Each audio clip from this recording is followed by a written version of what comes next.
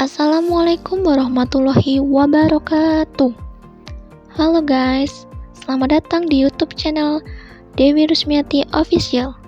Perkenalkan, saya Dewi Rusmiati dengan NIM 22631020 dengan program studi perbankan syariah. Baiklah, di sini saya akan membawakan video mengenai pasar modal.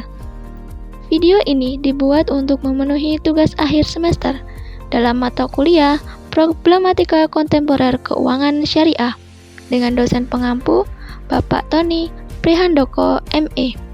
Tonton sampai habis ya. Baiklah, yang pertama saya akan menjelaskan tentang pengertian pasar modal.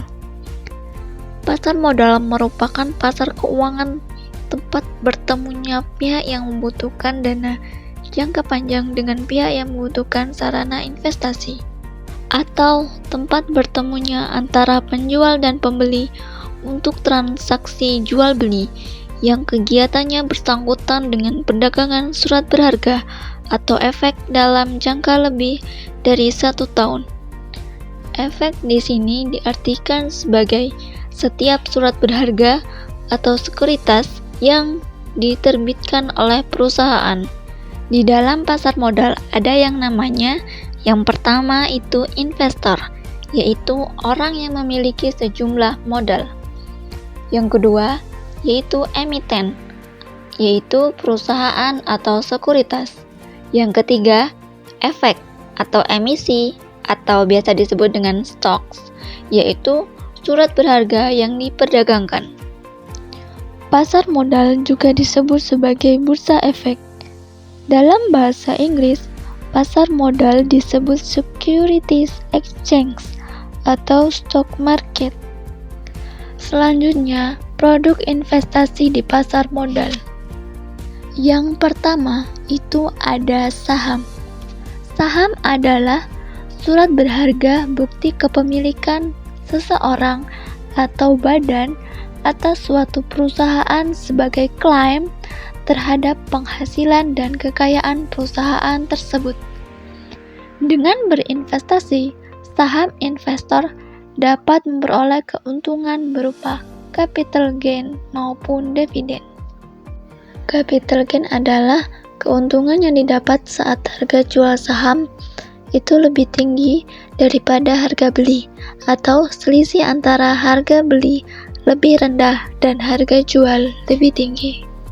Sedangkan dividen adalah pembagian keuntungan perusahaan kepada pemegang saham berdasarkan banyaknya saham yang dimiliki. Kemudian, dalam memilih saham, investor saham dapat menggunakan analisis fundamental dan analisis teknikal. Analisis fundamental adalah analisis berdasarkan kinerja keuangan perusahaan. Analisis fundamental digunakan untuk mengevaluasi kinerja keuangan dan kesehatan suatu perusahaan. Apakah suatu perusahaan itu sehat atau tidak? Nah, di sini investor dapat menganalisis laporan laba rugi, neraca, dan arus kas dalam saham untuk memahami profitabilitas, likuiditas, dan solvabilitas suatu perusahaan. Sedangkan analisis teknikal adalah mempelajari pola pergerakan harga saham, yaitu metode yang digunakan untuk mengevaluasi saham berdasarkan pola pergerakan harga dan harga saham, yang dimana investor dapat menganalisis grafik untuk mengidentifikasi naik turunnya suatu harga pada saham. Selanjutnya, produk investasi dalam pasar modal. Yang kedua yaitu ada obligasi. Obligasi adalah surat utang yang diterbitkan oleh pemerintah atau perusahaan untuk mendapatkan dana dari investor. Obligasi merupakan surat utang jangka menengah atau panjang yang dapat dipindahtangankan. Surat ini berisi janji dari pihak penerbit kepada pihak pembeli obligasi untuk membayar utang pokok pada waktu yang telah ditentukan, disertai dengan pembayaran bunga secara periodik. Kemudian, produk investasi yang ketiga yaitu reksadana. Reksadana adalah wadah yang mengumpulkan dana dari masyarakat pemodal untuk diinvestasikan dalam portofolio efek oleh manajer investasi. Nah, selanjutnya secara garis besar pasar modal itu dibedakan menjadi dua, yaitu yang pertama ada pasar primer dan pasar sekunder. Baiklah, yang pertama itu ada pasar primer atau biasa disebut sebagai pasar perdana, yaitu tempat pertama kalinya suatu saham ditawarkan kepada masyarakat. Hal ini biasa dikenal dengan istilah go public atau initial public offering atau disingkat sebagai IPO. Nah, pada pasar primer ini perusahaan atau pemerintah menjual saham, obligasi, atau instrumen keuangan lainnya kepada investor pertama kalinya. Perusahaan terbuka sebagai penjual saham dan masyarakat atau investor sebagai pembeli saham. Setelah itu, saham akan dicatat di pasar sekunder untuk diperjualbelikan kembali antar investor. Yang kedua itu ada pasar sekunder, yaitu kelanjutan dari pasar primer yang mempertemukan antara investor jual dengan investor beli melalui mekanisme lelang berkelanjutan atau biasa disebut continuous action. Keberadaan pasar modal tentunya memberikan berbagai manfaat kepada masyarakat. Di antaranya yang pertama sebagai sumber pembiayaan, yaitu sebagai salah satu sumber dana bagi perusahaan untuk mengembangkan usahanya. Pengusaha dapat meminjam kepada masyarakat atau investor melalui penerbitan obligasi atau saham. Nah, manfaat yang kedua yaitu sebagai sarana investasi bagi masyarakat yang ingin menginvestasikan dananya ke sektor keuangan.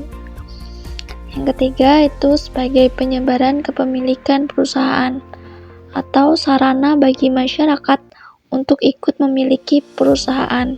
Nah, manfaat yang terakhir yaitu memperluas lapangan pekerjaan bagi masyarakat, baik sebagai pelaku pasar, karyawan, perusahaan, maupun investor.